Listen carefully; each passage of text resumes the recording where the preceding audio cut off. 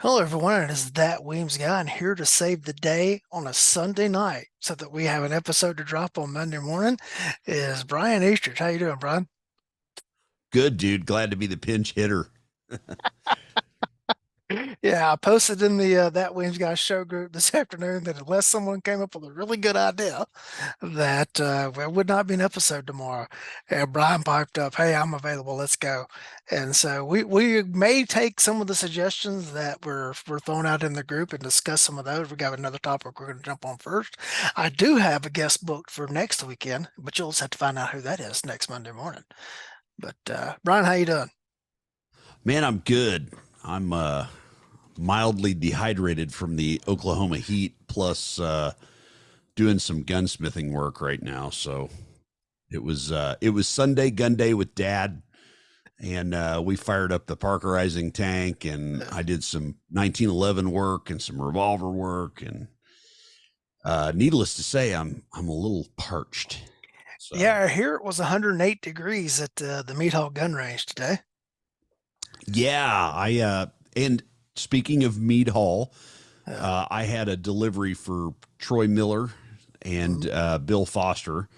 So got it. I went to the Shawnee Gun Show yesterday, and uh, it is fantastic. I've never seen so many cool vintage single action armies with letters, and it's a fantastic show.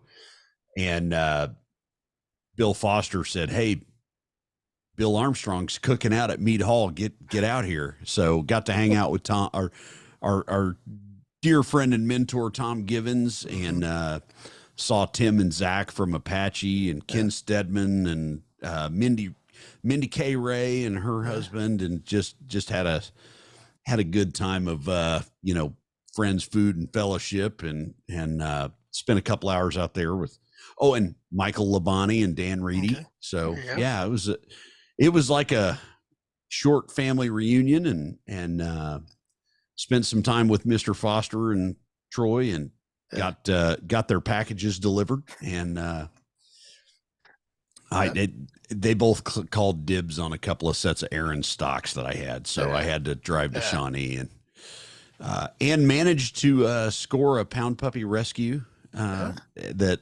Mr. Cagle talked me out of. uh, So yeah, he's deserved of a good 4-inch service revolver. So there you go. Well, speaking of family reunions, last weekend was the Rangemaster reunion for Rangemaster certified instructors, and that was at Ed Monk's place in Whitehall, which is a very nice facility, Whitehall, Arkansas. And I was driving home, and I got just on the home side of Tupelo, Mississippi, and my service engine light came on in my pickup truck. Now, folks, I have two pickup trucks. The newer of the two is a 2007, 2006, 2007, somewhere around in there. And I managed to make it to a Chevy dealership, pulled in. There was no line at the service center, which was miraculous. And they were able to get right to me. They checked everything and said all my fluid levels were fine, everything, but I had a gauge or two that weren't working properly, and they thought that's what had triggered the sensor. Uh, they did an oil change for me since I was due for an oil change, and said we think you're fine to get home, and then just get your local mechanic to fix these gauges. And I took off. Everything was running fine. I thought everything was great. And I get in smack dab downtown Atlanta, and I had to make the decision whether to come home on I-20 or come home from there on I-85, and I chose I-85. And I knew better, I knew better, I knew better, but I did it anyway. And I listened to the GPS instead of doing what I know how to do. And I took this exit to go 85. Traffic was stopped, and I got caught in that standstill. And I just happened to look down, and my temperature gauge was rising. It was rising. It was rising. It was rising. So I managed to force my way over. I was in the left-hand lane. I managed to force my way through the traffic in the right, get to the emergency lane on the right. I pull up under an overpass, so I'm shaded. I get out to open my hood. I'm letting it cool down. I've been sitting there about 15 minutes, and I think I'm okay. And I'm standing outside the truck in the shade, and I look off to my left, and I see a bogey with missile lock coming as fast as he could. down the lane towards me. I said, "Oh no, I will not be here for this encounter when he gets here. I will be like Mr. Miyagi. I will not have this fight." So I shut my hood, jump in the truck. Traffic was moving then. I jump in, get to the next exit, and starts to slow down again. And I see the gauge start to rise. Like I am not going to get caught in this traffic. So I hit the off ramp, get down to the bottom of the off ramp, and this is smack dab downtown Atlanta, folks. And there are all sorts of urban Miscreants. urban dwellers. Uh, and I managed to circumvent them, and I see an Atlanta fire station, and I get to it, and I pull around where I won't block, um, the fire trucks coming in and out, and I shut it off, and I sit there. The fire truck was out. It comes in just a few minutes later from a run, and they're like, "You're fine over there." And so I started calling for wreckers, and that's when I figured out that the guy that has taken care of me for years is actually 2 weeks away from retiring, and he's selling all of his stuff, and he couldn't come get me. Oh So no. I had to start making phone calls to other places, and um, finally get one that will come from where I live to come pick me up and take me home and let me ride home in the wrecker. And it's only going to cost me $300. So hey, yay! So here I am sitting in the parking lot of this fire station as the sun is starting to drop. And the fire guys had told me, "You can come inside, but if you leave your truck unattended out there, it won't be in the same condition when you get back." In a fire station In parking a lot? fire station parking lot, they said, "If you leave it unattended out there, the windows will be busted out, your stuff will be gone, or somebody will be asleep in your vehicle. So you cannot leave it unattended." And so I stayed out there with it in the 90 something degree heat, everything. Thankfully, I was in the shade. And just as the sun had set, um, one urban dweller spotted me and comes in. It's just dark enough that a flashlight will make a difference. And spotted me and is coming across the parking lot. And as I noticed, they're zeroed in on me and they're coming. And I've got my truck between me and them. I'm like, "I can't help you." And they keep coming. I said, "I can't help you." And they keep coming. So then my Surefire, 1,000 lumens, Wrath of the Sun from my pocket comes out, the Stiletto Pro. Hit the lights in them, and they were not expecting the sun to come back out at that moment. And they stopped. Like, "I just need $1." I was like, "I can't help you." And they got their hands up, shielding their face and everything. So finally, I just let the light off and I said, "I'm saying this one more time. I can't help you." And they were, "All right, all right." And they backed off. And so eventually the wrecker got there and got me home. So that's where we are. I just need for the car dealers to get inventory and get hungry again, Mm-hmm. because I looked around online and everything, and man, there's just nothing out there, and no inventories, and they're not hungry. Yeah, my old Tacoma is about to roll 100,000, and man, I have been Yeah, offered stupid amounts of money for yeah, that truck, and I love that truck, and yeah. it's but well, I'm glad that Surefire prevailed. I am glad that I had Surefire. You So know, thank you to Jamie and Andy for making sure that I have Surefire products. I was yeah, I've got a couple of thank you, Andy Stanford. We love you, brother. I So don't know whether this one came from Jamie or came from Andy. They have both provided one for me, but uh, Wrath of the Sun stopped this individual in their tracks. Uh, yeah, I was about to play the Leroy Jenkins soundbite that I have queued up, but uh, and folks, I'm not claiming that, "Oh my gosh, flashlights will make people stop dead in their tracks." no. Everything it did this time. Whether or not next time it will or not, I don't know. Don't draw conclusions from a success story of one. Yeah, I've had I mean, I live in the well, you've actually been within a Been few blocks Yeah, of where I live here, and I mean, it tends to be yeah, for a downtown area. Melanie and Daryl Bulkey, I gave them the tour of yeah. downtown, and I took them to all the public parks and stuff, and the conclusion we reached is Oklahoma City is the safest downtown area in probably in the Yeah. country right now. Yeah. Not without its fair share of problems, but the problems don't seem to creep in until after dark. Yeah. And they were both kind of surprised. It was like, man, we can't do this in downtown Dallas. Yeah. And I'm like, well, I do have a pocket light, some spray, some other spray, a reload for my other spray. I mean, Yeah. it's just a thing, right? Yeah. But for a downtown metropolitan area, it's not terrible. So, um, anyway, but yeah, I've had flashlights with bogeys, as you said. Flashlights are a good thing. And they're not inconvenient to carry anymore. Right. I tell people I carry a ProTac a lot, Mhm. Streamlight ProTac, and I think I got it on one of those Elephants deals, or I carry a stiletto that Andy Stanford Yeah. got me, and it's really funny how you can change people's disposition if they're not expecting that, Right. and This person clearly was not expecting it. who carries flashlights, man? You know, I think just, about it. Think about that. actually, I know that the Stiletto Pro that I'm carrying came from Andy Stanford because Mm-hmm. Jamie had given me a Stiletto, not the Stiletto Pro. Right. And I just remembered that the package came from Andy, and I had just gotten it and charged it up that day. Yeah. And my parents came up to meet me for and met me in town for dinner that night. And I gave the Stiletto, the 600 lumen one, to my father. Yeah. Yes, I got to tell a funny dad story real quick. And I handed it to him. He's was a flashlight guy, loved flashlights. And I handed it to him and told him, "Hey, that cable, like, because I'd gotten him a sidekick. So the same cable that charges your sidekick will charge this and everything." I handed it to him, and I shut the door of the truck, and they drove off. And we live about an hour and 15 minutes or so apart.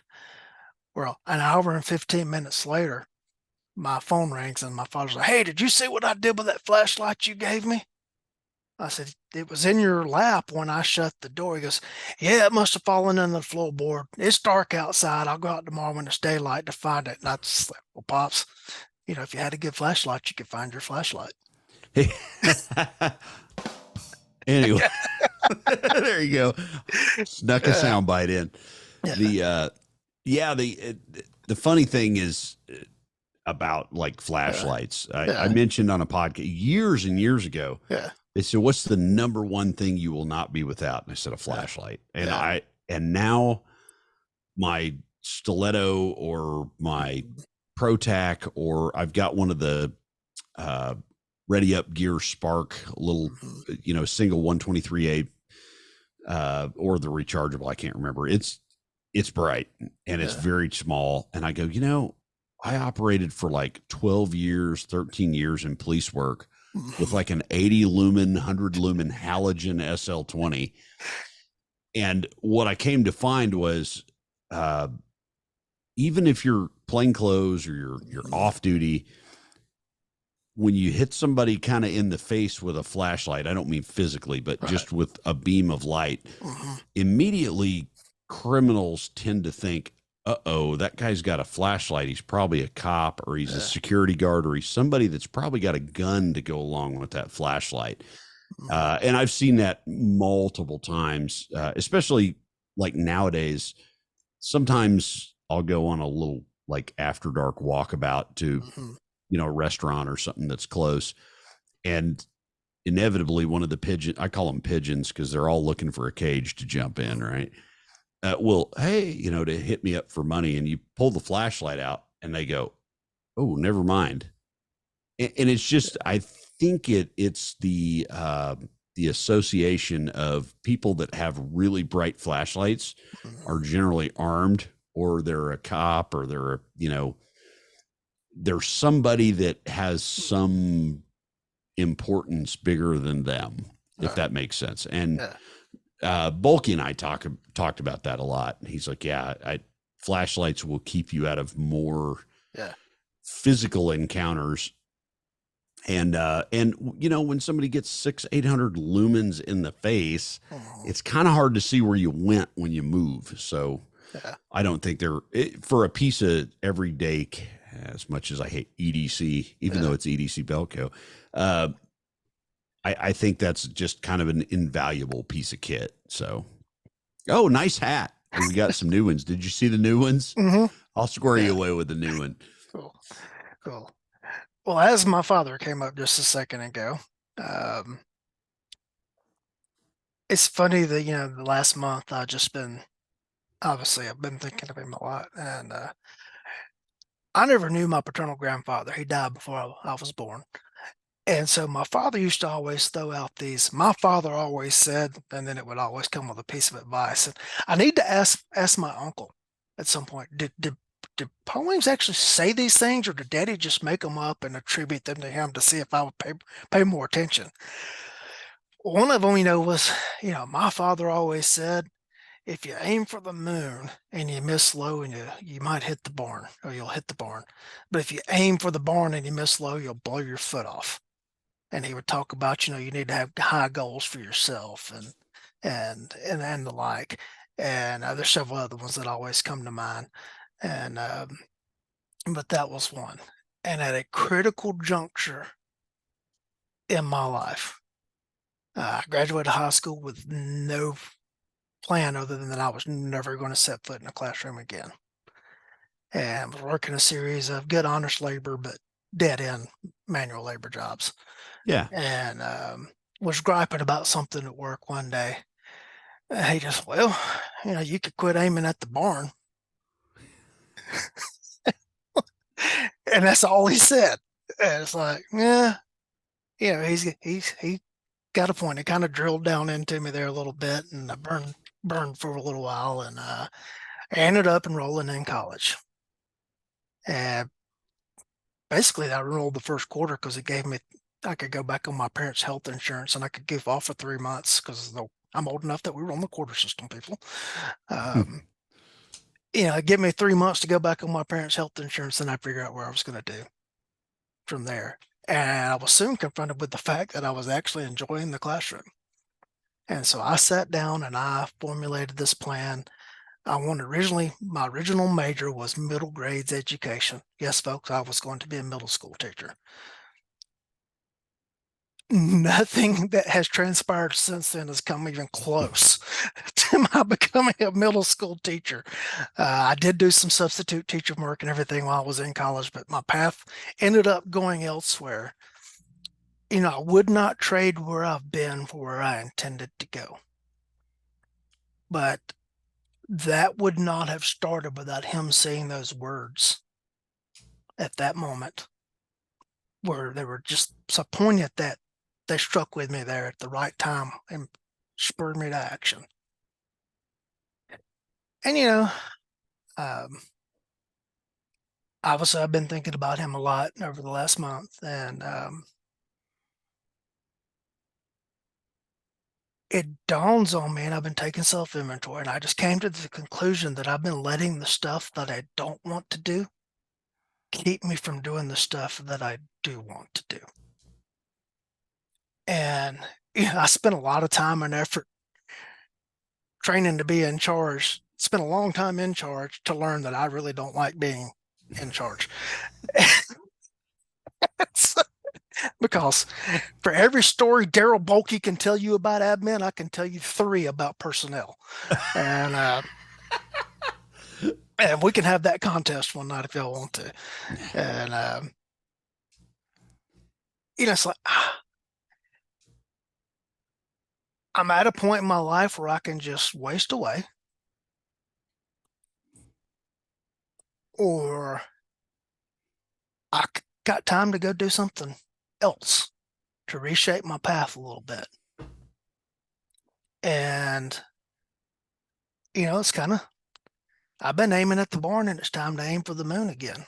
So by the time people hear this episode playing, I am officially a graduate student again. I've actually already submitted an assignment. The class hasn't even started yet. Uh, but I'm actually a graduate student again. I'm doing a certificate program. It's not a full-blown master's, but a certificate program in adult education through Oklahoma State University. Yep. So I will have to go to Oklahoma when I actually finish and celebrate with Brahms. That's going to have to happen. And I'll buy, brother. Thank you. I'll take you to the first. Well, you've already been there, but we'll go Right. back. There you go. And And I just it's fun to be excited again. Um, I've been looking really hard at the classes and everything. I've had a meeting with my professor, and she's like, "Why are you enrolling in this program?" And I told her, and she says, "Well, great, because we're going to address this topic and that topic and that topic and that topic." And I'm like, all the things I wanted to do. And so I've got kind of an idea of where I want to go, but I'm not setting a hard and fast. This is what I'm going to do with this because, quite frankly, the last time I diverged from where I was going to go and it ended up right, just fine. And so I'm just going to ride this and see where it goes. Like I said, I've got some ideas for what I want to do with it. And I'm not saying like I'm massively changing careers and everything, but I'm just going to right. refocus. And I got to grab a book while you're talking about refocusing. sure. And well, great, because I was just fixing to hand it off to you, and now I got to come up with something to say till you get back with the book. Well, luckily my library is always at hand, and I got to look at the table of contents here. Uh, Of what book? oh, it's 12 Rules for Life by Okay. Jordan Peterson. Okay. And I go to this a lot. Well, I say a lot. I go to it when I'm kind of uh, when I'm directionless or I'm rudderless or whatever. And Well, one of his rules, Rule 7, is pursue what is meaningful, not what is expedient. And I've struggled with that a lot because we live in a society that's very instant gratification, buy today, pay tomorrow kind of thing. yeah. Um, and like today, I was doing gunsmith work, Hmm. and I go, I went to a 2 week class 16 years ago that gave me the know how to do what I'm doing right now. And I'm still not great at it, but I understand the principles of how to be great at it. But that was a huge commitment 16 years ago, Hmm. but it has paid off over and over and over again. And sometimes they're, doing work like that. I hearken back to one of my granddad's kind of isms. Hmm. He'd be like, "Oh, wow, you're struggling? Put it down. Uh, put what down? Just stop what you're doing. Go, grab a sandwich and an RC cola and go sit on the couch and don't mess with it because you will sort out what you're doing while you're in this downtime." He's like, "Just get away from it for a minute." Um, and when I retired from police work, I made a very like conscious decision that you will not do anything drastic for 1 year. I give it a year. Um, Now, in this year, I'm doing other things like Hmm. I'm going to one of Tom's events. I've got some other stuff, Revolver Roundup, the Guardian Conference, all these things that I'm committed to. But as far as like major life decisions, Yeah. I'm giving myself a 1 year reprieve. And the reason being is I see a lot of, and it's not just cops, but I see a lot of cops. They come out of police work, they retire, and they go, "Oh, crap, I've taken a huge pay hit. I've got to do something right now." And I see them working at the local bank, Hmm. putting the same clothes on and doing this, talking the same spiel. And I go, if you just given it a little time and maybe aimed at something that was meaningful, would you be where you're at? And that's nothing against those guys. We need those guys when I'm standing in the teller line, right? Yeah. Like nothing against that, but if they had just aimed for something outside of what they know, Yeah. where would that have taken them? And I've got lots of examples of that through my life. And it's really interesting to talk to our mutual bud Cagle Yeah. about like the path he's taken and all the various things he's doing. And he really hadn't landed on one thing, but that dude aims for the moon all the time. And I'm envious of somebody that has that much energy to do that. Um, and he's at a stage in life where he doesn't have a wife, he doesn't have kids. He can set his aim and go, oh well, I came up 6 millimeters short, so next time I do that. And most of us, I think, by the time we were 24, 25, we were like, this is what I'm going to do. Yeah. And we threw the throttle all the way forward, and and I'm in this weird spot with that whole retirement thing about, Yeah. I have to look to other sources, and what do I see the next 5 to 10 years? And right now I'm like behind the scenes, whether the listening audience real like I'm shooting for the moon, actually a little high. I'm the top mill of the moon right now. Um, and I want to do something, not only that, but I want to do something meaningful. And it's been a real challenge to go, hey bro, you gave yourself a year Mhm. and here you are looking at that.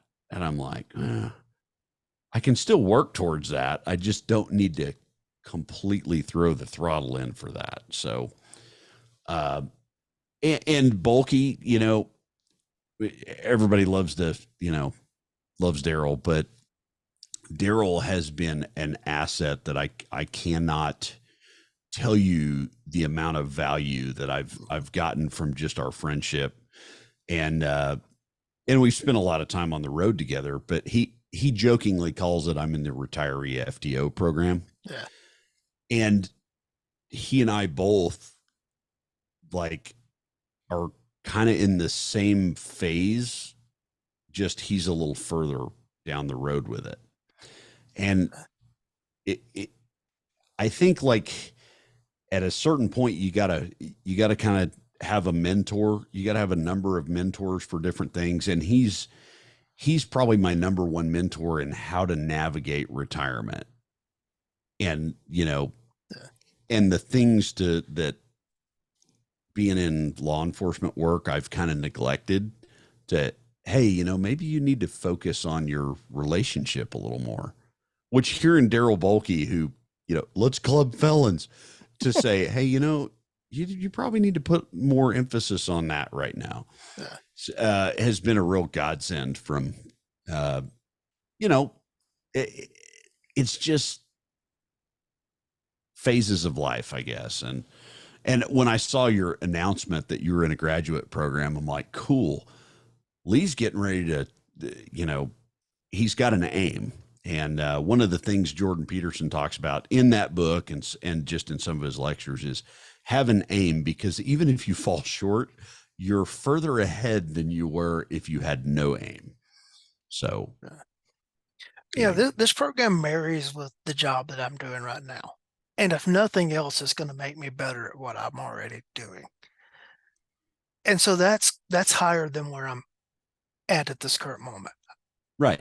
And if it leads to other stuff, I've got 24 years on the job right now with a Yeah. badge. It's got to end at some point. Mm-hmm. I don't know when that's going to be. I don't work in a place that has a 20 and out program like you did. And so there's not like a how many more years do you have till you can pull the plug and go? Um, I'm 3.5 years away from the first point in which I can start drawing money. I'm vested in 3 different retirement programs, but that money's not going to be enough to live on. I've got to work until actual like 65, 67 retirement age. I don't have to keep working what I'm doing now, but I've got to do something until that point. And BrYan has frozen, but I've got to keep doing something. I don't know um, where this is all actually going to end. I'm going to pause for a second, see if I can get BrYan back. And we have BrYan back. That Yeah, commercial I don't know interlude what was brought happened, to you man. by the EDC Belt Company. And, you know, as I was saying, Brian, I don't have a fixed time in which I can just hang it up and be retired. I'm going to have to work until retirement age for a whole host of reasons. Yeah, But I'm kind of looking at, you know, that 55 when I can first start drawing some of the money is maybe when I hang up the badge and then move on to the next what I'm going to do for the rest of my work time. But I don't know that for certain that's going to happen. The county that I work for just recently did an early retirement for people at 58 and 60. And so, like at 55, I'm going, okay, do I want to hang in, hope that they come back with another one of those in a couple of years or so? yeah, So,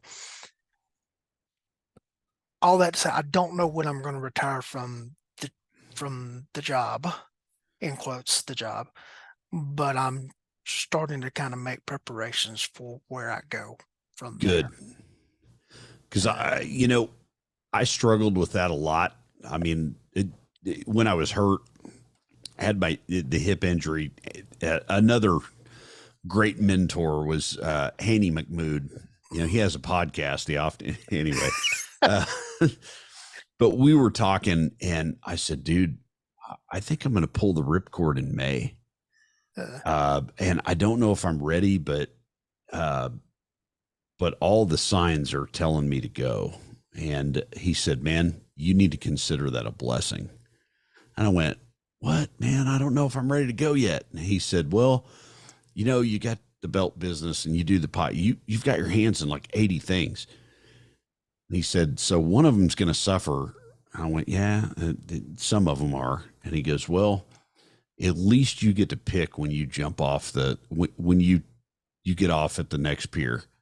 He's like, "You got to choose that." And he goes, "How many people have you worked with that somebody else made the decision when they got off the train?" And I was like, "Ooh, oh man, Hanny's sticking me with some deep Arab wisdom there." Like, but it's absolutely true. And how many of our peers have gone, "Man, I'm having a great career," and then one day this something befalls them, and they go, "Oh, I gotta leave." And if you're lucky, you've got a pension vested, and you can uh, you can take money out of it. And that's where I was, and it was like, yeah, it's time to go. And I attribute a lot of that decision to, like, this is going to sound cheesy and corny, but to like Daryl, Wayne, Tom Givens, you, other people I'm around that are in kind of my network of support and all that, to go, "Yeah, you're going to be fine. You're going to be good." And another dear friend of mine who sees a lot of other people in our career field, he was like, "Of anybody that can leave and be okay, you're probably the number one dude that I know uh, that can pull it off and not really suffer." But then the flip side is, in suffering there is growth, and I've been real comfortable lately, and not like necessarily financially comfortable, but just everything's kind of chugging along easy. And I know that's going to end, and that's okay. But I don't know what chapter 2 looks like just yet, or chapter 3 at this point in my life. Um, but yeah, it's. I was really happy to hear you signed up for a graduate program. Like, you've got your aim on something else, and that's awesome, because so many people, especially in our line of work or my past line of work, the gravy train just keeps coming. Oh, uh, hey, everything's great. And then the one bad day happens, uh, or the one bad administrator, or the one change of command, or whatever it uh, is. And it's like, uh-oh, the life I had is no longer what I had. And in police work, it's dynamic like that. And, I got fortunate that I weathered a lot of storms, but I just saw the writing on the wall, to go all Nebuchadnezzar on you. But I saw the writing on the wall, and it was time to go. And uh, now I'm kind of in neutral, but I have an aim, and hopefully that comes to fruition. But if it doesn't, it's okay. I'll be all right. yeah. I've joked a lot that I got the end of my career in the middle, because I went from sergeant, I skipped lieutenant, captain, and major to chief, Yeah. and held that position for 12 years. It was, 3 terms. And then my sheriff retired. I didn't have a choice as to whether or not I was going to make a change. I was Yeah. in an appointed position, and the person that appointed me retired. Thankfully, I was thrown a lifeline into the position that I have now, so I wasn't left like flailing. I had to just accept a job to take a job. And man, that probably the first year of that, uh,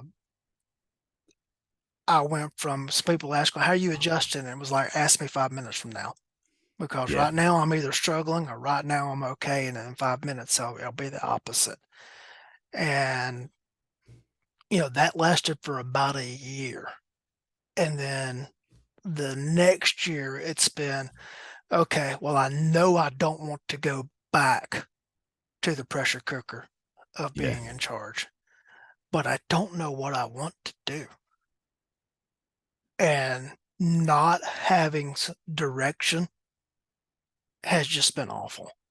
And it's I'm excited again. It's fun to like I know it's a lot of work. I've bitten off, something I got to chew now, and but I'm excited. Yeah. And I'm actually now looking like, okay, maybe that wasn't the end of my career in the middle. Maybe that was preparation for where I'm about to go. And And what's the worst that could happen? right, right. As I forget who it was that told me one time, so, they can't take your education away from you. You know what I got told the first year I was in police work, and I had or actually it was about 2 years in, and I had Yeah, a rough road for a couple of yeah, years, and I had a boss sit me down and he goes, "Hey man, they can't eat you or take your birthday. You'll be okay." yeah, And I was like, and it was totally, something that was not my fault, that yeah. I got caught in the middle of some shift bickering, and I'm like, Oh yeah, God, this sucks. And my boss goes, "Yeah, but they can't eat you or take your birthday. This will pass." And and my yeah, dad of all people now, we were working in the shop today, and one of the things he used to tell me for 20 years of police work is, "Hey man, don't sweat the small stuff." yeah, I went, "Well, when am I supposed to sweat the big stuff?" And he goes, "Oh, you'll know." yeah, you know, but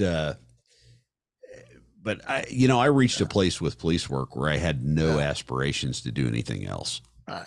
And somebody asked me today, like, when did you know it was time to go? And I said, I said, this is the kicker. I said, I had no aspirations to do anything else.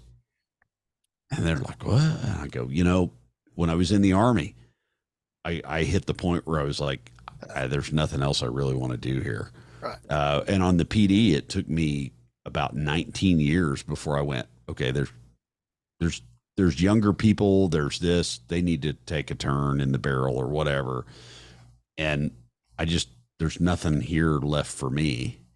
Yeah. And, the business stuff, the entrepreneurial stuff is really scary, to be Yeah. honest.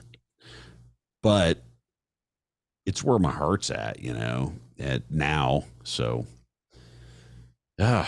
well, man, Yeah. we've really covered some emotional ground. Some personal growth. This is a personal growth podcast, everyone. That's right. Yeah, I was actually pulling up my phone right here to look back at some of the comments in the thread, because there was one Tammy Bartles, however you say it. Tammy. I'm sorry It's for butchering her Bartels. Yeah. Bartels last name, and she actually wanted to talk about some of that. And why is it important to aim high in training, no matter what training it is? You know, physical education stuff. Whether you do martial arts, whatever, shooting, combatives, and everything. But also, how do you identify when you're in over your head? Oh, you'll know. Yeah. Our mutual friend Eric Gelhaus told me, um, you'll know when it's time to get out because your body will tell you, and you'll know when it's time to get out. And I'm at a point where I emotionally can walk away and put it down. And Yeah. I never was at that point. I'm not saying I want to walk away. Right. Um, I've I, told people I'd go do something else if I had something else I wanted to go do. And yeah. and it's just been okay. When is the light from heaven going to open up with this other thing that I want to go do? And so, all right. Well, it turns out you actually got to go looking for it. Weird. Yeah. Yeah. I emotionally about 16 years. Hmm. Actually, it was about 18 because I went back to night shift Hmm. and I was in bike patrol on night shift. Year 16 and 17, I was like, oh man, like I'm fighting like I'm mixing it up again. There's like felons are falling in my lap. I get to do, and I do a better quality of police work now because Yeah. I know all the BS that goes on, right? And then about year 18, emotionally, I disconnected. I Yeah. was just like, this is just a job. This is just a job again. Um, and I ebbed and flowed through those processes as I was, you know, growing up in police work. And at a certain point, I hit the emotional wall of what's one more felon? Yeah. What's one more commendation? What's one more reprimand? It's all a heap of not much. Yeah. And I don't, I don't need to chase the dragon anymore or whatever. Uh, And there was a couple of incidents that happened where I went, yeah, I don't have the emotional investment in this, and mhm. I don't. It, the satisfaction is gone. This is just I'm going through the motions, you know. Please don't, audience, don't take my humor at this one story that I'm about to tell you as humor as far as the incident that happened because the actual Yeah, incident was tragic. Um, but we had a fatal plane crash a couple of yeah, months ago, and it's a big area that that's having to be secured. They're having to shut down the roadway that goes through it and everything. And I left the office, get in the truck, drive to one of the perimeter traffic control units, and relieve one of the young guys. It's like, yeah, man, get out of here. Whatever. He's like, you're not going to go to the scene, whatever. I'm not in charge anymore, but I've still got rank. And he's like, you're not going to go down to the whatever. It's like, dude, this is my third plane crash. Uh, I don't need to see that again. You go right ahead if you want to. I've got your traffic post. You go do whatever you want to go do. And it's just, that's when it kind of hit me too. So yeah, okay, we're getting closer to the edge when even the big events now are kind of like, yeah, yeah, seen it, done that. our buddy Greg Ellifritz wrote an article a while back called "Crime Scene Tourism: Being a Crime Scene Tourist," Hmm. and I said, "Man, I wished I'd read that like 20 years ago. Thanks, Greg, for being 20 years too late for me." But Yeah, and I've shared it several times because it's um when you're young, that stuff has an appeal, and when you're yeah, older, you're like, I don't want that baggage anymore. And yeah, when I left, I just didn't enjoy doing what I was doing anymore. And uh, it like May a year ago, like May of last year, I worked the gun range for like the last time, and mhm, I'm helping run this in service deal, and I had some jackwagon point a gun at me not once but twice, yeah, and I called our mutual buddy Daryl, and I'm like, bro, I love teaching cops to be dangerous. yeah, And like to possess a level of skill that they've never had, like that's just the juice for me now. I said, but I got a gun pointed at me twice by the same guy. And he goes, time to go, bro. And I went, yeah, what, You of all people are telling me this. And he goes, man, you're too close to the finish line to get killed by some idiot on the same team. Yeah. And at that moment, like, my reprieve had been working the gun range. Mhm. Like, from patrol and the stresses and all that, I'd go, hey, I've got a week and a half of in service or 2 weeks of in service where my schedule's adjusted and I get to do this and I get to get my I get to put on my trainer hat and all this. Mhm. And that passion died right at that moment. Yeah. And I went, yeah, I can never walk out here again and I'm okay with it. Yeah. And that was a hard day because I called Trish and I said, Mhm. I don't want to do this anymore. Yeah. I said, I mean, I still want to train people. I still want to help people. Yeah. I just don't want to do this. And she goes, how many instructors were out there? I was like, oh, like 12. She goes, okay. If you leave, is that whole place going to implode? I went, no. She said, then leave. I went, oh. She said, because I'm kind of tired of when before when I would leave there, I would tell her about all the good things that happened. Yeah. And for like the last 2 years, I'd be like, oh my gosh, you'll never believe what happened. And this and that. Yeah. And she's like, so it's gone from something you enjoyed to something that's very negative, and that's Yeah. time to cut that out. Yeah. So I didn't ever, May of 2022 is my last rodeo there, and Yeah. I don't miss it. Yeah. And that was when I knew. I was like, oh, your time is drawn real Yeah. short. Um, anyway, Yeah. And folks, is I'm going to offer this just as a way for you to just maybe make some understanding or offer some understanding as how doing this job kind of stays with you cumulatively over the years. Today's the 20th, so the 18th was 2 days ago.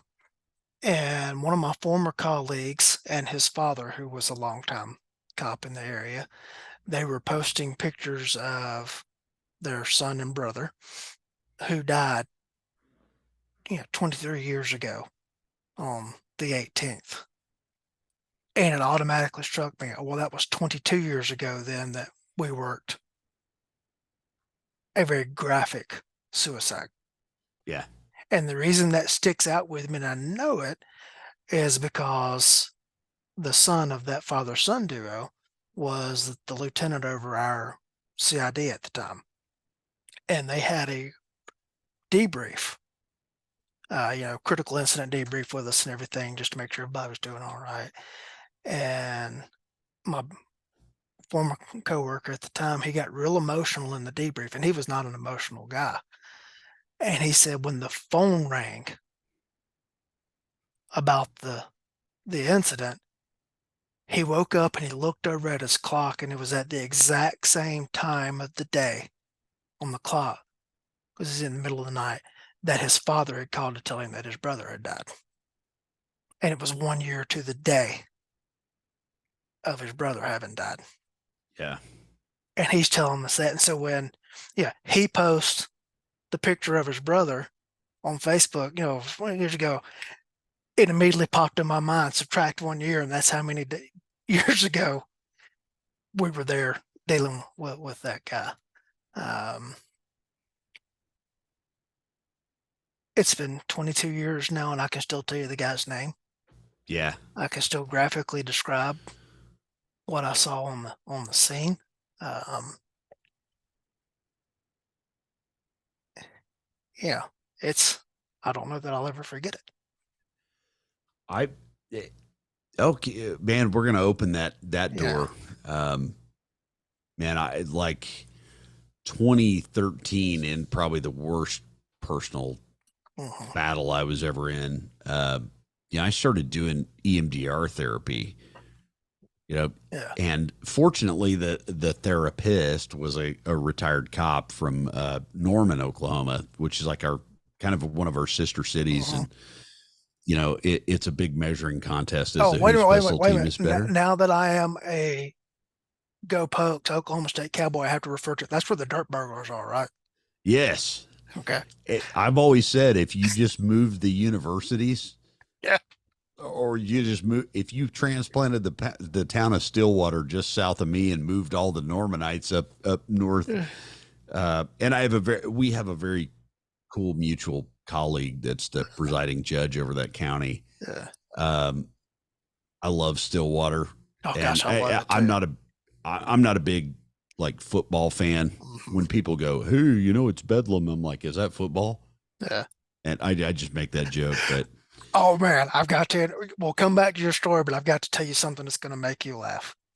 All right, our mutual friend David Cagle is also doing the program mhm. that I'm doing. The Cagle family has a building named after them on the OU campus. And let's just say Mr. Cagle is not exactly happy that his son is now enrolled at Oklahoma State. And of course, I had to send links to Oklahoma State Dad T-shirts to, to Cagle's. Hey man, this is what you need. And now back to once he quits laughing. Man, I choked on my water there. But no, back to the serious note. Yeah, I started doing this EMDR, eye yeah, movement therapy, yeah. and I had a bunch of critical incidents Hmm. in a short window of time, and Yeah, that was the only thing that kept a lid on it. And yeah, it just where I just didn't want to explode all the time. yeah. And kind of like you said, I remember the people's name and faces and the address and all this. And when I did that, if there's one piece of advice I could tell any new cop, Yeah. period, is like as soon as you get your feet under you and you kind of know the lay of the land, uh, look up EMDR and go talk to your peer support or your chaplain or whoever it is and go, hey, I need to probably get proactive about this. Uh, I wish I had done it 10 years sooner in my career, but that helped me navigate a lot of that stuff and kind of take the edge off of it. I Mhm. wish it was a permanent solution. It's not. But all the years of doing that, I've been doing it 10 years now. And even in retirement, I still have a standing appointment with a retired cop. And sometimes I just go in and go, dude, I went to Rangemaster TACCon and it was awesome. And he's like, cool. All right. See you next month. Um, or man, I went and did this instructor program with Eric Gelhaus. It was awesome.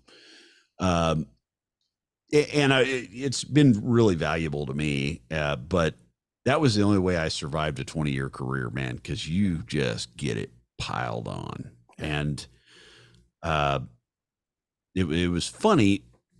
If you want to talk about personal stuff and growth and all that, I was talking gun training and firearms training with this fellow, and I said, I'm starting to notice this trend across my peer group.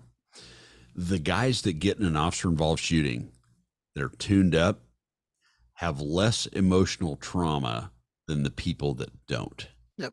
And he's like, okay, he wrote it down, and I said, you debrief a lot of the OIS stuff, and I said, I'm seeing that the dudes that are trained up, that have the triad in balance, mindset, marksmanship, gun handling, those guys, they get in an officer involved shooting, and it's like, man, that sucked. I don't ever want to have to do that again. But I'm okay. Like it Yeah. wasn't They were it already mentally prepared to go there.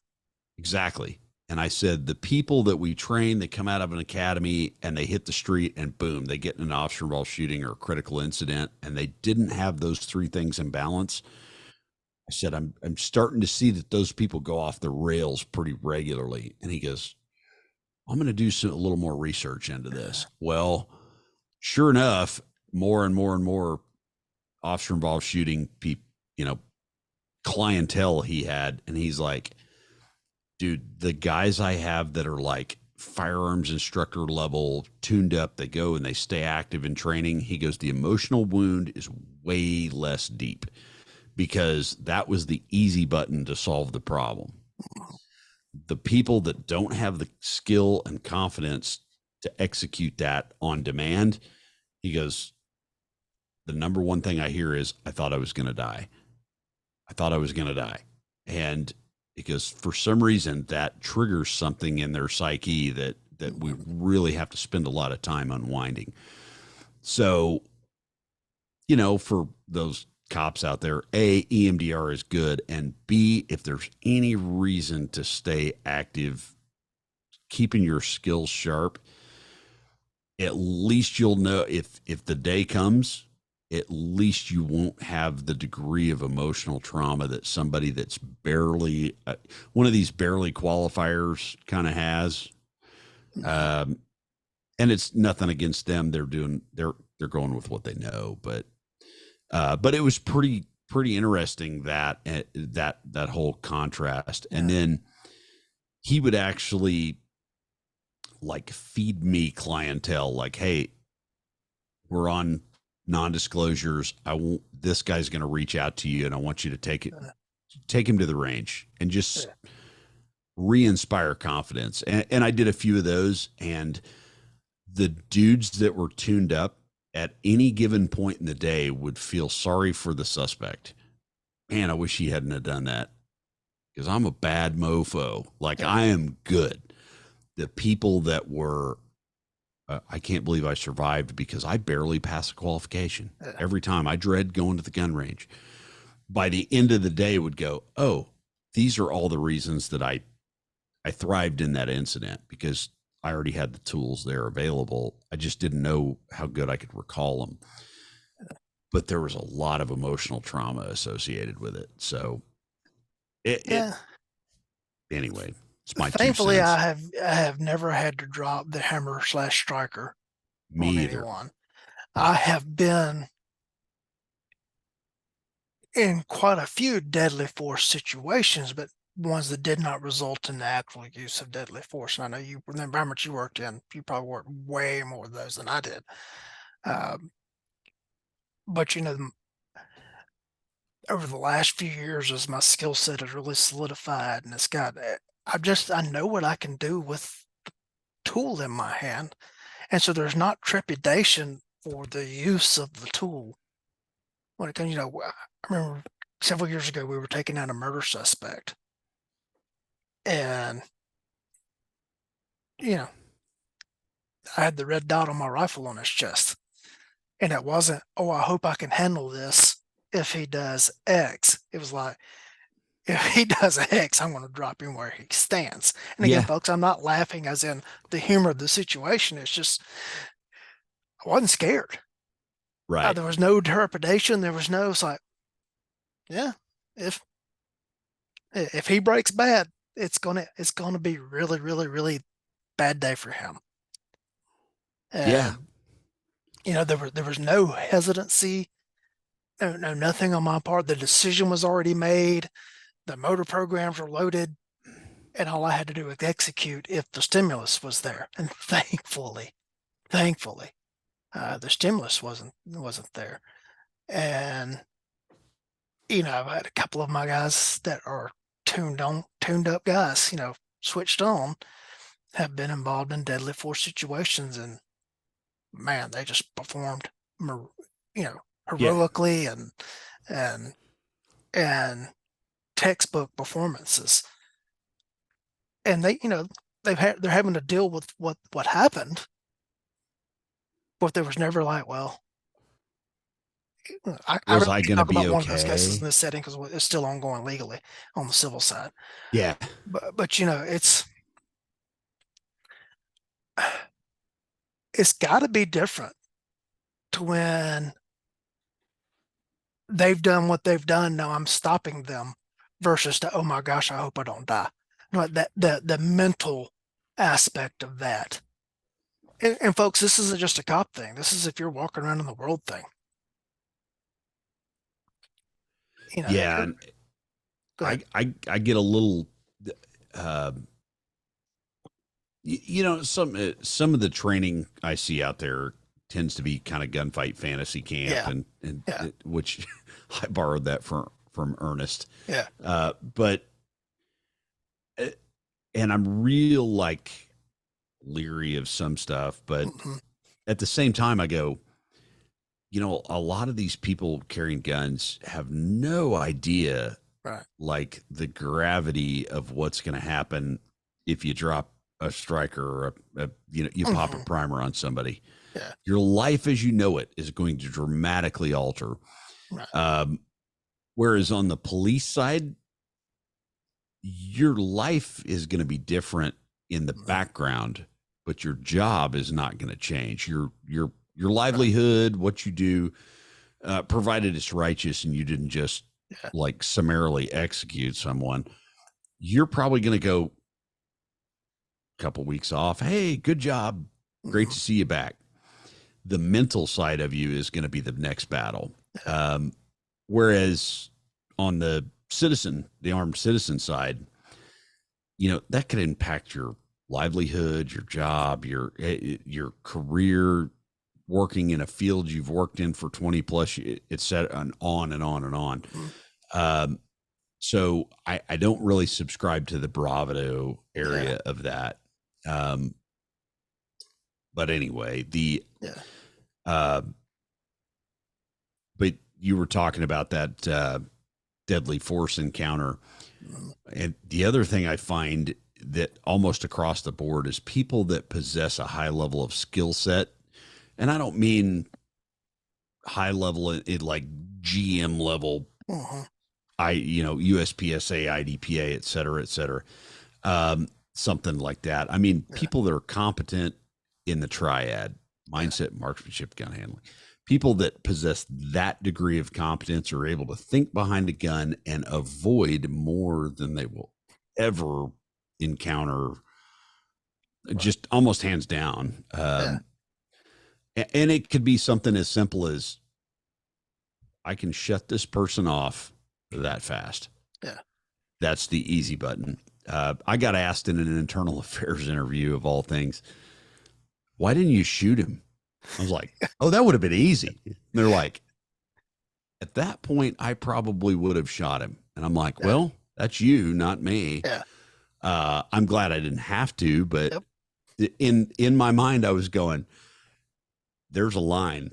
And as soon as your toe Yep. crosses that line, Yeah. you're going to cease to alive.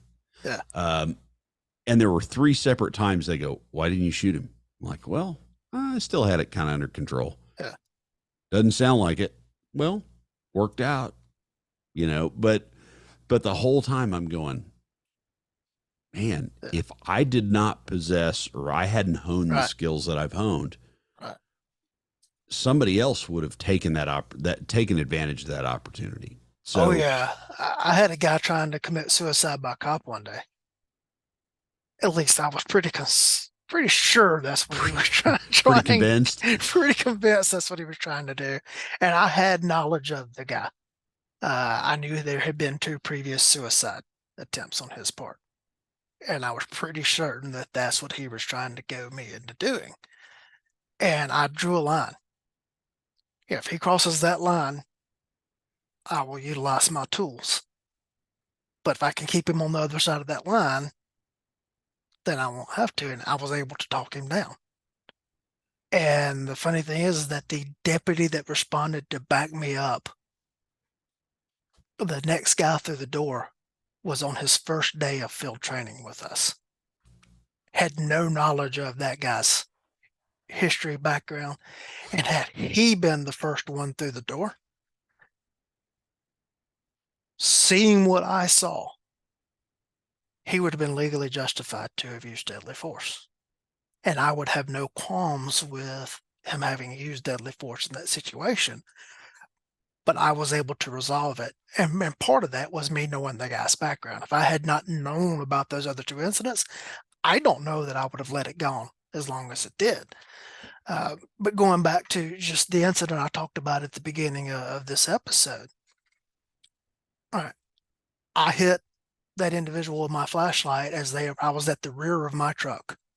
They were at the front corner of my truck. So I had the whole truck in between me. I was like, standing around the side of it. They were standing around the side of the front. And I'm like doing the the target math in my head.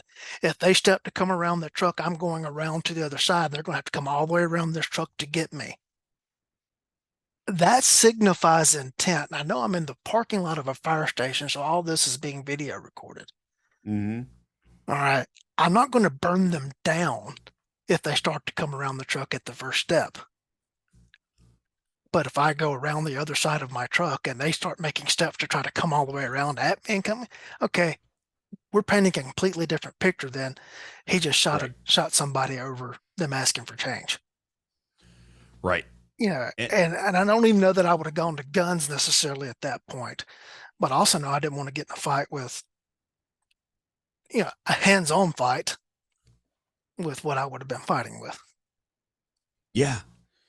Yeah, You, how many, maybe not many, but yeah, people that are into grappling, and I have no uh-huh, qualms with that at all. I think that's a uh-huh, valuable skill.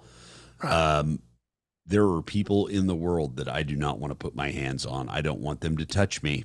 right, The number of people that I've taken to the jail and in a med screen have full blown AIDS, yeah, Hep C, yep, Hep A, uh, any number of anomalies. And I yep, go, there are just some people in the world. I don't want that biohazard to touch me. yeah, And I love the fighting arts. mm-hmm, I talked to Cecil 2 days ago. I love that guy. yeah, There are certain people in the world that I'm like, mm-mm, just teach me how to keep them off of me. yep, Um, so anyway, but there again, having that degree of confidence with right, whether it be a flashlight, yeah, pepper spray, gun, knife, fighting skills, whatever it is, the more of those skills you have and the better honed they are, the less apt you are to use them. right, And I think that's a paradigm in law enforcement that they have not quite quantified, nor have yep, they emphasized. Some of the best gun dudes I've ever known went a 30-year career and never had to shoot anybody yep, because, and not because they couldn't. yeah, It was yeah, just because give them another inch and a half. yeah, Um, and some of the best martial artists I've known are the best at avoiding fights mm-hmm, because of all the reasons I just mentioned, right? yeah, So, yeah. And I was not in the position where I was sitting there going, oh, I hope this person doesn't come around the truck after me. I was standing there going, if they do X, this my response is. There's a calmness into knowing what you're capable of doing and having a plan, and you just execute the plan versus you're having to formulate the plan as your face is being ground into the pavement. right. Right. Uh, yeah, I can tell you which one is less stressful. I've been on both sides of that, and I can tell you which one is less stressful. Yeah. Yeah, Yeah. Well, I was sitting here. I'm looking through the listener comments on that Weems guy. I was just thinking about how like matter of fact and frank we just got, and looking at some of the questions that came up so I could prepare an answer because if you're prepared for it, you're not right. going to have the emotional damage as to whether Lee asked you a question you're not prepared for. So anyway, Yeah. Oh gosh, that makes me flash back. I was the public information officer for 12 years as well. And I went on a radio show. I thought to do an interview about one topic. And all of a sudden the radio show host starts asking me about air conditioner thefts. And I'm like, I was not prepared to talk about that topic. I no, just, just where did you come up with air conditioner thefts? And why did you throw that out? You asked me to come on and talk about X, and you throw me a question about Y. And now I'm sitting there going, well, versus having an idea of what I was going to say. And right, it's the same thing. So, we can say at this point, look, you guys that are asking the ice cream questions in the group, there's no store-bought grocery store ice cream that compares with Brahms. I don't know why y'all keep asking that question. You can love Bluebells all you want to. It's not the same as going to a Brahms. Bluebells is great ice cream, but it's just not the same. No, it's not. And even Tammy said there's just no Right. comparison. But Right. but seriously, I was looking through the Yeah. listener comments, and I keep seeing stuff on lever guns, and I'm like, I love them. Yeah. Um, let's see, but I saw Matt Landfair, our friend Matt Landfair, Mhm. says how to present and receive correction. X is the best, and other fallacies that ignore nuance. Depends is a weak man's position, and other ways to tell someone does not live in reality. Embracing differences among students makes for a better instructor. That was a whole lot packaged into one paragraph, Matt. Um, but and then lever gun, like I can talk about lever gun mods Mhm. all day, um, but yeah, that on the instruction side, if we go to that, if you want to Well, switch. I'll tell you what, we've been going at a little over an hour. Oh my gosh, really? Yeah. And you know what? I don't want to take away from all the stuff we just said I don't either. I kind of want. about that. I I like think where we're we're at a going. stopping point. I think we're at a stopping point. So what you got coming up, Brian? Well, let's see. The Guardian Conference is the end of or mid September here, a couple of weeks. I'll be teaching a couple of blocks. I think Chuck Haggard and I are actually going to team up on a block, Mhm. a 2 hour block on what we call Rule One guns. Rule One, have gun, right? Yeah. Just to kind of give some newer shooters some exposure to some smaller guns and how to Mhm. operate them. Yeah. Something And I that's think in older. Oklahoma City. Yeah, it's in Oklahoma City at the Oklahoma City Gun Club Guardian Conference. It's a like Guardian Conference 2023.com. It's through concealedcarry.com. And I'll probably be teaching my 4 hour skill builder, uh, which is kind of my shtick. It's all about critical accuracy in Mhm. constrained times. And let's see, I've got a deal coming up in October. Alex Sansone convinced me to come out of the shadows and teach a 1 day practical revolver class. And it's at Big Tex Ordnance in like north of Houston, Conroe, Texas. Mhm. I'm going to drive down there, and it's October 21st. I think the class is like $200, and it's going to be me walking you through how to run a revolver, and nothing super. If you don't have a holster, don't worry about it. Show up. We'll figure it out.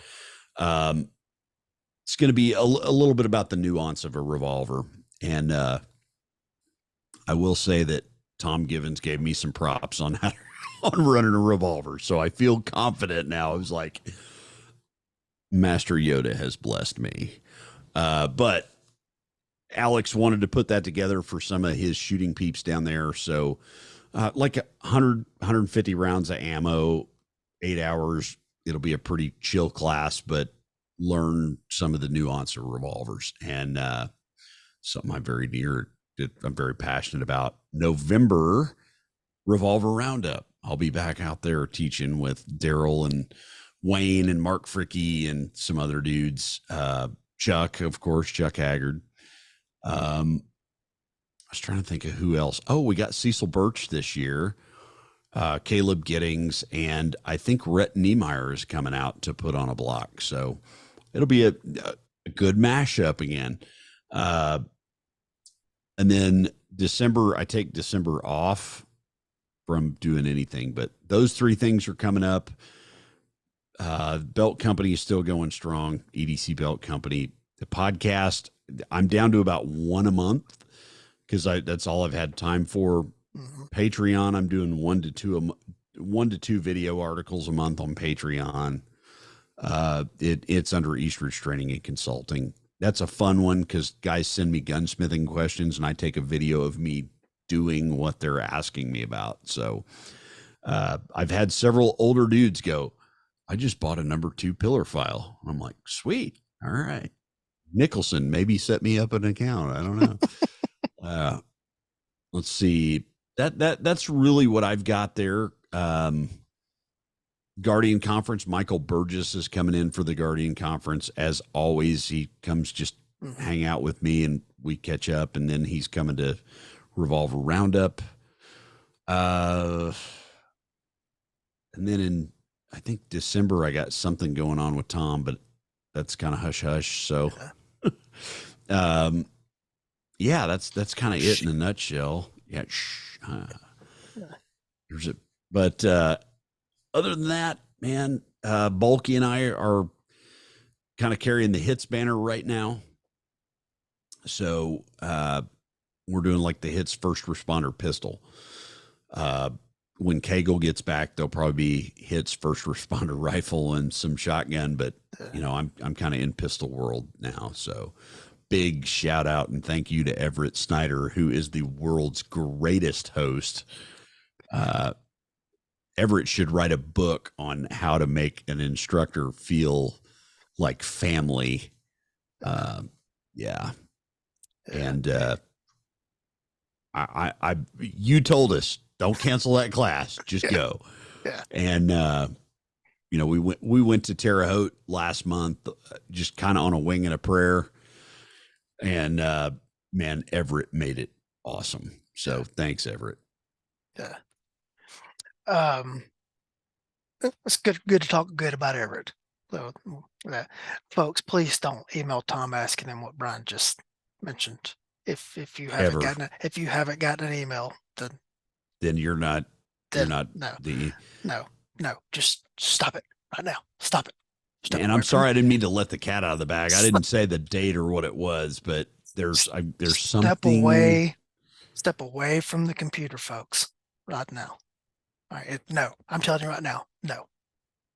Yeah, and That's the answer. Um, September 23rd in Cisco, Georgia, which is up near Dalton, Georgia, which is near Chattanooga, Tennessee. I am teaching my trigger management class, which is my best-selling class by far. I was for months thinking, man, this thing's not selling. And then all of a sudden it has started selling, and there are only like 2, 3 spots left in it. So if you were thinking about signing up for that class, you need to sign up for that class. Um, October 28th and 29th. I think those are the 2 days. The last weekend in October, I have Red Hill Range Reserved, which is in Martin, Georgia, which is straight up I-85. Take a left before you hit South Carolina. It's 85 from Atlanta. And I am running another one of what I call my instructor camps. You have to already be a certified instructor to come to the event, and that's just basically so I don't have people showing up that I have to teach how to draw out of the holster.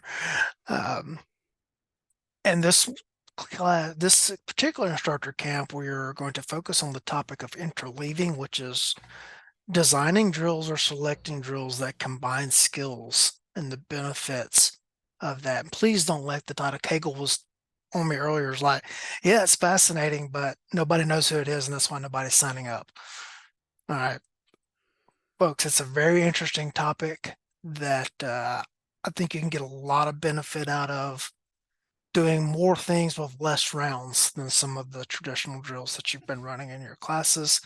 So come to that. The first day is going to be a little short classroom presentation and a safety brief. And then we're going to the range and we're going to run through a progression of interleave drills that I have either developed or selected that run all together in a progression to show you how this works. And then you're going to have the opportunity to design or select your own drill. And then the rest of the class time, and it's a 2-day event, is going to be you teach your drill and run it, and all the other students are going to be your line. So you will have command of the line, and you will run the students through the drill, and then we will give you feedback on the drill that you selected, how you ran the whole thing. It's going to be a very supportive environment. It's a doctrine-free environment. We're not going to argue over anybody's doctrine and stuff.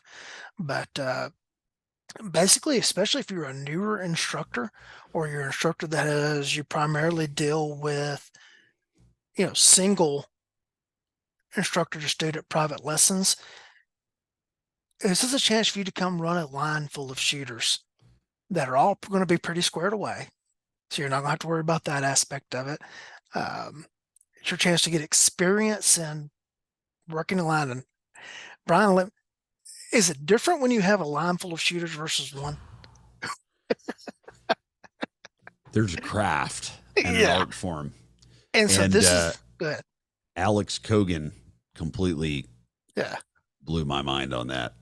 Yeah. So this is your chance to come learn how to or get experience in running a line without having to do it on the job training, so to speak. And so it's just about making you better as an instructor or coach, whichever term you want to use. And I'm going to be providing targets. I've rented all the range of steel, everything. Now, if you've got something you want to run in mind that has a very specific target, you might need to bring it because I may not have that one. But I will have a general array of like qualification type targets and B8s and that kind of stuff. Um, I Sign up for rem- it. I think it'll be worthwhile. I remember what it is. Uh, Tom is doing the professional pistol craft instructor December 8th at the Royal Range in Nashville. There you go. Okay. There it is. Yeah. That's what it was. That's what I was trying to remember about December. Okay. So Yeah. anyway, Yeah. yeah, man, good. What's funny is you on this new trajectory of aim Yeah. for the moon, not the barn. And this podcast was totally off the cuff. We Yeah. didn't really rehearse anything about it. So Yeah. All right, man. Well, it is almost 11 o'clock here on the right coast. And I still have one more freshman paper to grade before I go to bed. And I have to upload this episode so that it uh, will be there for everyone tomorrow. And they'll man, get over it if it's on Tuesday. Trust me. yeah, yeah. Monday morning, 6 a.m. Eastern. That's when they drop, theoretically. Theoretically. Well, BrYan, I appreciate you bailing me out and us having this good cathartic conversation tonight. And hopefully the audience will find it beneficial. My numbers, they were steadily climbing, climbing, climbing, climbing. Then all of a sudden they went over the peak and started down the other side, and then they kind of went back up towards the peak a little bit. And last couple episodes they've started back down the other side. So we'll see. I don't know what's going on, Kids but are back in school. That's what's going on. we'll see. We'll see. But as always, BrYan, thank you for your time, and to the audience, we know that your most important asset is your time. Thank you for choosing to spend it with us.